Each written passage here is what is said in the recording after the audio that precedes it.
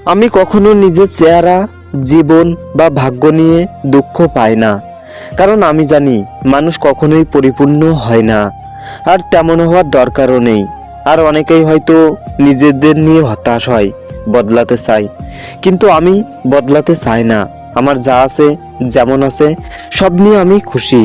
আমার হাসি, আমার কষ্ট, আমার ভুল, সব মিলিয়ে আমি আমি জানি পৃথিবীতে কেউ একেবারে নিখুঁত হয় না, তাই নিজেকে নিয়ে কোনো অভিযোগ করি না। নিজেকে ভালোবাসি ঠিক যেমনটা আমি।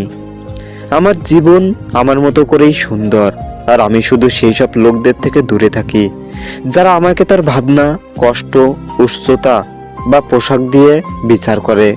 তাদের সঙ্গে আমার পথ মেলে না। আমি যেমন তেমনই, এটাই আমার সবচেয়ে বড় শক্তি।